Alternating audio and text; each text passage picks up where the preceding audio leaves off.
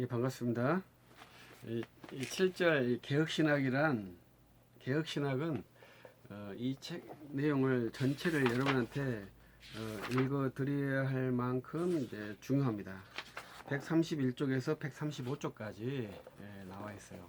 왜 이런 게 중요하냐면 우리는 이야기를 할 때 개혁해야 한다 이렇게 말을 하지 정작 개혁이 무엇인지 이 개념화가 잘 안 돼 있으면 말뿐일 수 있을 확률이 매우 높거든요.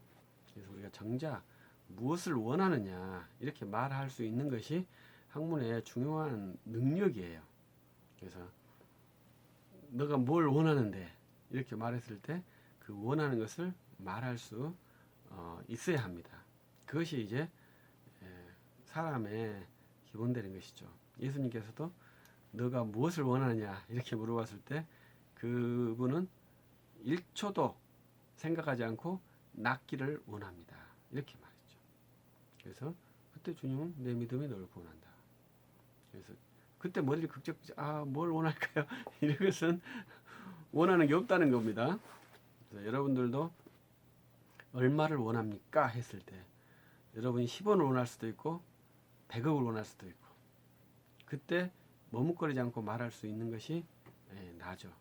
그래서 우리가 지식 훈련을 할 때 정확한 문장을 만드는 훈련이거든요.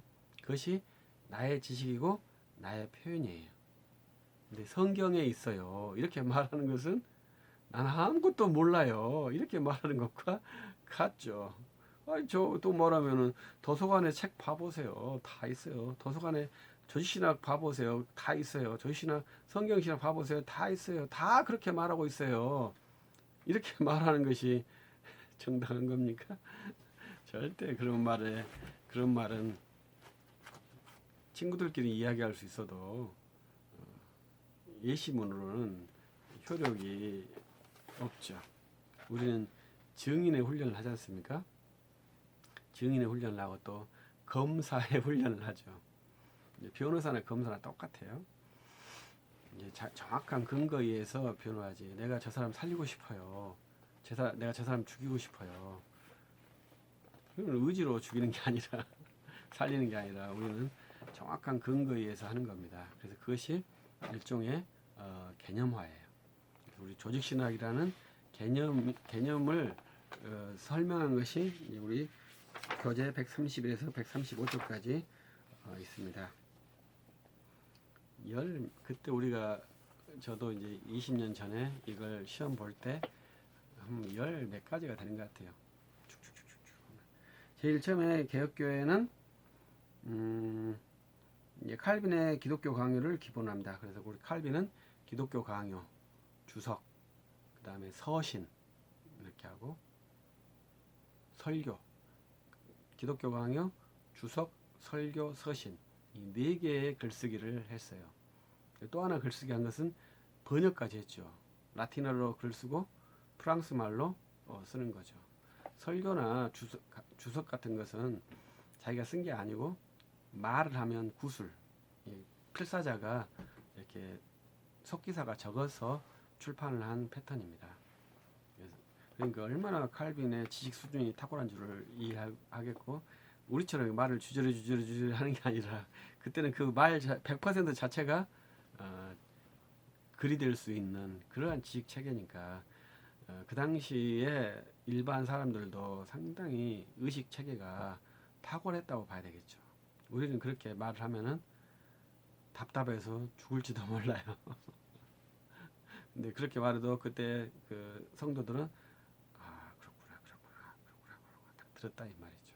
우리는 예화도 해야 되지, 유머도 해야 되지, 이렇게 되니까 우리 설교의 패턴이 어떻게 되는지 잘 이해하시겠죠?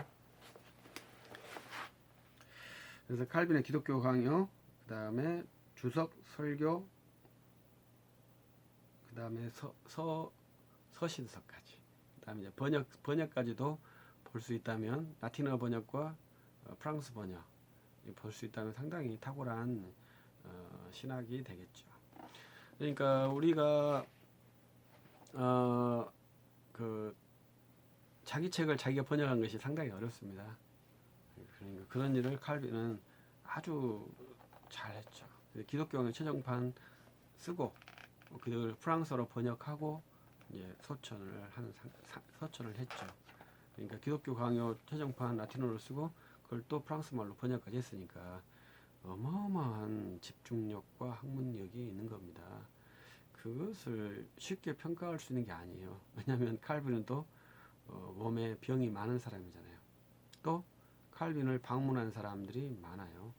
시외 문제라든가 모든 동역자들의 문제들을 상담하러 칼빈에게 끊임없이 찾아왔지 공부만 하도록 내버려둔 사람이 아니에요. 그런 상황에서 그런 업적을 이뤄냈다. 참 상상할 수 없는 업적이죠. 저는 혼자 방에서 이렇게 책을 보아도 그 칼빈의 발끝도 못 따라가는데 그분은 계속 유럽 전체에서 오는 방문객들 다 접대하고 또 못 만나는 동료들과 다 편지로 왕래하고 그러면서 그 일을 한 거죠. 정말 대단한 거죠. 그래서 저는 이제 트리플 크라운이라고 하는데 성경 주석, 설교, 그 다음에 신학책 이 세 개를 쓰면 칼빈처럼 트리플 크라운. 근데 칼빈은 4개죠. 서신서까지 있으니까 많은 사람들과 다 교제한 것까지 있으니까 이러한 지식 체계가 칼빈에 있고 거기가 이제 우리 개혁신학의 근본입니다. 그래서 이제 그러나 이제 개혁교회는 종교 개혁교회이므로 루터의 이신칭의 체계를 기본으로 해요. 그래서 우리가 교리를 3개라고 했죠. 그 중에 하나가 이신칭은 개혁교회의 교리예요. 그래서 모든 개혁파, 개신교파들은 이신칭의 교리를 신봉하고 있어요. 이신칭의 교리를 애매하게 거부한 첫 번째 진영이 알미니안이고 파격적으로 거부한 진영이 세르베투스, 소시니안이죠. 그리고 제세례파들이죠. 이 3개가 후기 개혁파들의 아주 중요한 적들이고 그 공격을 우리 교회는 이겨내지 못했죠. 그래서 하버드 대학도 유니테리안 교회로 다 유니테리안, 소시니안, 세르베투스 계열로 다 넘어가 버렸죠. 지금은 유니테리안이 거의 세계의 정서를 지배하고 있다고 봐야 됩니다. 우리들이 이제 그것을 극복하지 못했죠. 그래서 이신칭이라고 하지만 유니테리안 교회, 소시니안으로 넘어가는 교회들이 의외로 많다고 볼 수 있습니다. 그 다음 이신칭의 교리를 가고 그 다음에 칭의와 성화에 대한 이해는 다양한 것이 있죠. 근데 우리 서 교수님은 루터에 대한 이해가 좀 정확하지 않다고 생각합니다. 저도 잘 모르고요. 근데 루터파의 사람들이 그렇게 말을 해요. 왜냐하면 루터파 사람들도 루터를 잘 이해하지 못한대요. 그럼 누가 루터를 잘 이해하겠습니까? 루터를 공부한 사람들도 루터를 잘 이해하고 있지 못하고 하니까 루터를 잘 이해하는 것이 쉽지 않다. 그래서 여러분들은 루터에 대한 이해를 만나거든 항상 조심해서 루터를 살피기를 바랍니다. 그래서 저도 계속 루터를 깊게 공부하려고 노력을 해요. 그러나 메인 종목이 아니기 때문에 조금 접근성이 좀 소홀하지만 그래도 루터 이 독일의 수많은 지성들이 칸트가 그렇게 훌륭하다 하지만 루터에 대한 존경을 포기하는 독일 사람은 없다. 이렇게 생각하시면 되죠. 그만큼 루터가 어마어마하신 분이에요. 그 다음에 종교개혁은 성경, 그러니까 솔라 피데, 그다음에 솔라 스크립처를 말하는 겁니다. 그 다음에 개혁신학의 특징은 하나님의 주권을 강조하는 거예요. 하나님의 주권. 하나님의 주권과 연결되는 것이 이 예정교리. 이 예정교리의 특징은 뭐예요? 구원 탈락의 가능성의 부당성이잖아요. 그래서 하나님께서 구원하신 백성은 구원에 이른다. 한번 구원된 사람은 구원에 이른다. 구원파라고 생각하는데 그것은 구원파적인 개념이 아니고 하나님의 예정, 하나님의 절대 주권, 하나님은 실패하지 않으신다. 이런 것에 개념한 것이지 구원파처럼 한번 구원받으니까 구원이 완전하다. 구원파의 구원 개념은 완전히 다르죠. 걔들은 1세기에 구원이 성취됐다고 믿는 애들이잖아요. 그래서 그것을 믿으라는 것이고 우리는 주께서 너를 부르신다. 지금 복음으로 너를 부르고 계시다. 그 복음에 응답하고 순종하고 그리스도를 영접하라. 이렇게 가르치는 거고 구원파하고 완전히 다르죠. 그 다음에 언약사성을 만든 것이 우리 개혁신학입니다. 개혁신학에서 언약사상이 체계화됐어요. 루터파 신학은 좀 그것이 거의 약하다고 보고 우리 개혁파 신학, 네덜란드, 스코틀랜드, 잉글랜드까지 잉글랜드 퓨리탄들은 언약 이념을 좀 더 다르게 변형시켰죠. 그래서 이 언약 체계는 인간론에서 또 다루게 됩니다. 그 다음에 개혁신학은 인간의 전적 부패, 튤립에서 전적 부패, 토탈, 완전한 부패를 말합니다. 전적 부패, 전적 무능. 그 다음에 은혜의 주권성, 솔라 그라티아, 솔라 피데, 솔라 스크립처, 솔라 그라티아. 오직 은혜를 말하고 있는 겁니다. 그 다음에 이제 칼빈의 특징은 그리스도와의 연합을 강조하는 것이 칼빈 기독교 강요 3권에 나와 있죠. 우리 구원을 어떻게 표현할 것이냐 했을 때 칼빈은 성령께서 우리를 그리스도와 연합시켜 주셨다.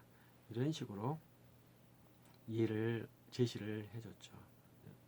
그러나 모든 것이 참 쉽게 구분되지는 않아요. 그래서 저는 이제 우리가 훈련할 때 저는 예수 그리스도를 믿고 그 믿음은 성령의 사역으로 내가 주님을 믿는다고 고백하는 것인데, 그래서 내가 주님을 믿으면 주님께 날 영접해 주시고 나를 주님 안에 품어 주신다, 이렇게 믿는데 내 안에 주의 성령이 거하신다. 주께서 나에게 구원받는 자로 인을 쳐 주셨다. 그 성령이 내 안에서 사역하신다, 활동하신다, 사역하신다. 그래서 나에게 주의 말씀을 깨닫게 하고 또 전도하게 하고 또 영접하게 하고 그런 일을 계속 하신다. 죄에 대해서 탄식하시는 주의 성령의 강구를 따라서 회개하고 주께 부르짖고 주를 의존하려고 한다. 이렇게 이해를 하거든요. 근데 이것도 아무튼 쉽지는 않아요. 여러분들이 깊게 훈련하셔야 됩니다. 그 다음에 우리는 개혁신학은 하나님과 피조물의 이것을 엄격하게 구분시켜요. 그것이 유한은 무한을 파악할 수 없다. 이것이 제1 원리거든요. 그 다음에 제2 원리는 유한자가 무한자를 파악했다. 이 두 문장이 비논리적이니까 그 가운데 어떻게 할 것이냐 했을 때 하나님께서 자기 계시를 자기를 피조물에게 주셨다. 이것을 우리 칼빈파에서는 적응 원리, accommodation이라고 하거든요. 그래서 창조주와 피조물은 무한한 질적 차이가 있지만 창조주께서 인간이 알아들을 수 있도록 어린 아이처럼 적응해서 말씀하셨다. 이러한 체계를 accommodation, 적응 원리라고 하는 것이 이제 칼빈에게 있어요. 그래서 우리들도 설교할 때 그러한 원리를 쓰라. 이것이 칼빈 신학에 있습니다. 그 다음에 이제 우리는 이제 하나님께 영광이라는 것이 잘 나타나는 것이 개혁주의에 있죠. 그래서 우리 구원의 목적은 우리가 왜 구원받느냐, 왜 당신은 하나님께서 구원하셨습니까? 했을 때 천국 가기 위해서 틀린 말은 아니죠. 그러나 천국 가서 뭐 할 겁니까? 천국 가서 하나님께 영광을 돌리기 위해서, 그것도 영원토록 하나님께 영광을 돌리는 것을 내가 너무나 원합니다. 이것이 이제 구원받는 자의 특징이죠. 그래서 우리는 세상에 살 때는 밥 먹고 살려고 이 일 저 일 하고 노력하는 것이 우리의 일이잖아요. 그것이 안 할 수는 없죠. 왜냐하면 사람이니까. 또 하나님께 그 일을 하라고 명령도 하시죠. 왜냐하면 우리는 사람이니까. 그러나 다윗의 꿈처럼 내가 주의 성전에 있는 처마 밑에 있는 새가 되고 싶습니다. 그것이 우리의 고백이죠. 내 세상에서 큰 영화를 쌓았지만 나는 주님의 성전에서 영원토록 주님을 찬양하고 싶습니다. 이렇게 고백하는 것이 감동적이지 않나요? 그리고 사도 베드로도 세상에서 잘못해가지고 이리저리 치인 것을 고난이라 생각하지 말라. 우리 세상에서 정말로 위대한 일을 했는데 주님, 이것은 아무것도 아니네요. 영원토록 주의 처소에서 영원토록 주를 찬양하고 싶어요. 이러한 고백을 할 수 있다면 좋겠습니다. 그 다음에 이제 그리스도 왕권이 강조됩니다. 그리스도의 왕권이 이제 약간 이제 재밌게 써져 있는데 이것은 이제 재밌는 표현이에요. 여러 가지의 왜냐하면 아브라함 카이프의 영역 주권이 있고요. 그 다음에 두 번째 그리스도 왕권의 영원성을 말하기도 합니다.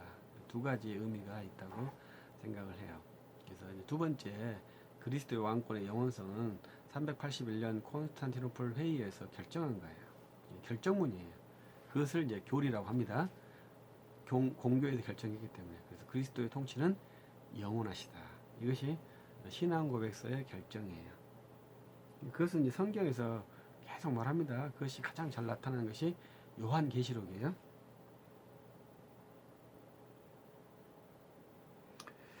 그 다음에 이제 재밌는 것이 이제 135쪽에 문화 활동입니다. 개혁파 신학에서 문화 활동이 강조된다. 그래서 우리는 기독교 문화관, 아까 말했던 그리스도 왕권이 세상에서 실현되는 것이 문화관이거든요. 기독교 문화관이라고 하고, 또 다른 말로는 기독교 세계관이라고 하기도 하고, 또 우리가 앞에서 봤듯이 그것은 기독교 윤리학으로 전문화되기도 하는 것이 기독교 문화관입니다. 그래서 우리는 문화에 대해서 적극적으로 참여해야 되죠. 그래서 우리는 훨씬 더 많은 세상 분야는 우리 기독교 분야보다 훨씬 더 많아요. 그래서 우리가 다 할 수 없잖아요. 그래서 저 같은 사람은 어느 한 곳에 문화 활동을 하도록 추천을 하죠. 저는 이제 장애인 봉사 활동을 많이는 못합니다만은 조금씩 해요. 옛날에 저를 도와줬던 집사님, 저를 인도해주고 도와줬던 집사님께서 소천을 하신 뒤로는 조금 더 일을 많이 못하고 있는데, 그러한 좋은 동역자들이 있으면 이제 그 장애인들 어떠한 일을 할 수 있겠죠. 그래서 그 문화 분야잖아요. 장애인이란 문화 분야. 또 아니면 다른 이제 사회에서 어떤 고아라든지 아니면 외국인이라든지 아니면 뭐 다른 여러 가지 문화들이 있겠죠. 저는 이제 레저 문화는 좀 지양시키고 싶고요.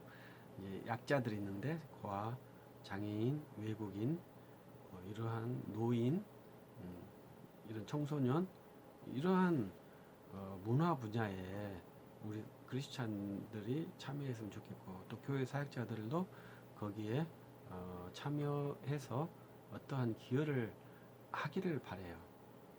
그리고 또 하나 제가 좀 제언드리고 싶은 것은, 우리들도 이제 기부 문화가 있잖아요. 그래서 우리들도 꼭 기부를 했으면 좋겠어요. 저는 이제 좀 부자가 아닙니다만은 그래도 기부를 두 곳 합니다. 두 곳. 많은 액수는 아니에요. 네.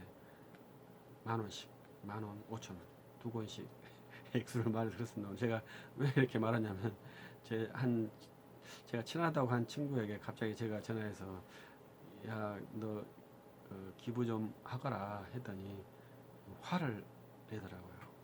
그래서 저는 이제 그런 걸 잘 몰랐는데, 이제 한 달에 매월 뭐 1,000원씩 나가는 거, 3,000원씩, 지금 이제 기본이 3,000원이거든요.